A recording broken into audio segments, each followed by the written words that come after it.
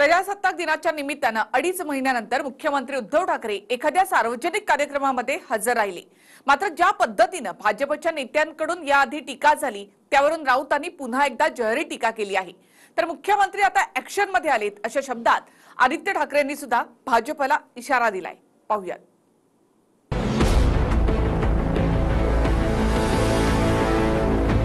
Charge कोणाला तरी म्हणजे वेळ पडले तर त्यांच्या घरात सुद्धा त्यांनी चार्ज द्यावा असं मी म्हटलं होतं। नामर्दपणे मुख्यमंत्र्यांवर टीका टिप्पणी करत होता, त्यांना चपराक तर बसलीच आहे।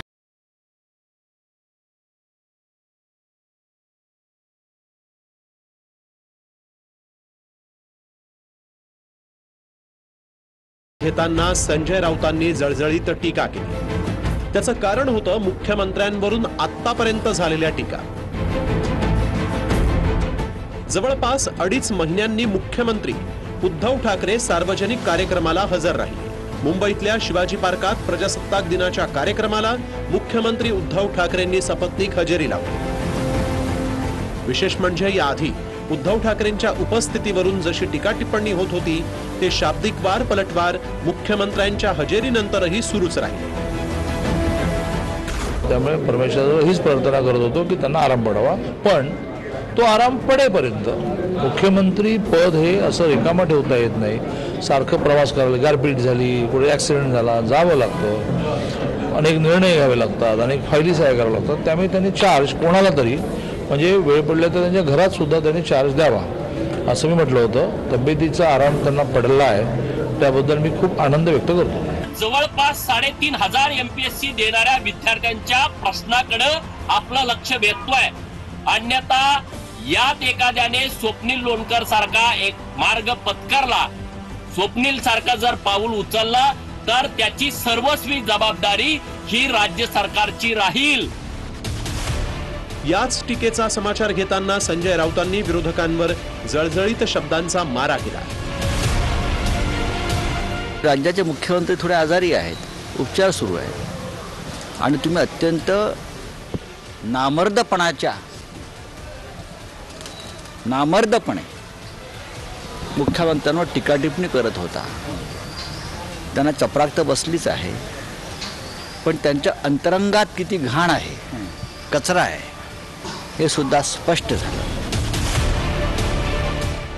12 नोव्हेंबरला उद्धव ठाकरेंच्या मणक्यावर शस्त्रक्रिया झाली, तेव्हापासून ते सार्वजनिक कार्यक्रमात प्रत्यक्ष हजर राहिले नाहीत। अर्थात चंद्रकांत पाटलांनी वारंवार तब्येत ठीक होईपर्यंत मुख्यमंत्री पदाचा चार्जच इतरांकडे द्या अशी मागणी केली।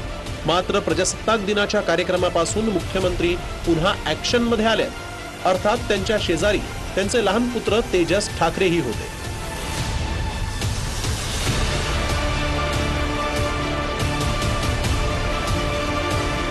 मुख्यमंत्री देखील शिवतीर्थावर आहेत, गव्हर्नर साहेबांबरोबर आहेत आणि जसं मी सांगितलं की बॅक इन ॲक्शन ते आहे।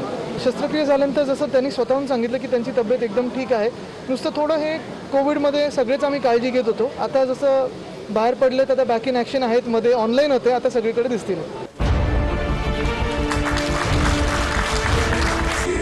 उद्धव ठाकरे ॲक्शनमध्ये आल्याचं आदित्य ठाकरेंनीही सांगितलंय।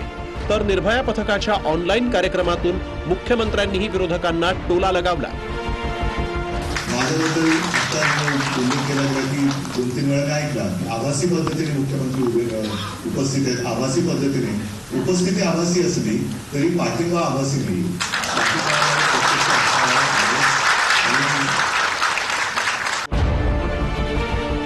यापुढे मुख्यमंत्री उद्धव ठाकरे सार्वजनिक कार्यक्रमांना प्रत्यक्ष हजेरी लावणार आहेत। त्यामुळे उद्धव ठाकरेंच्या गैरहजेरीवरून सुरू झालेलं राजकारण थांबेल हीच अपेक्षा। हेमंत बिर्जे आणि दिनेश दुखंडेसह गिरीश गायकवाड, TV9 मराठी, मुंबई।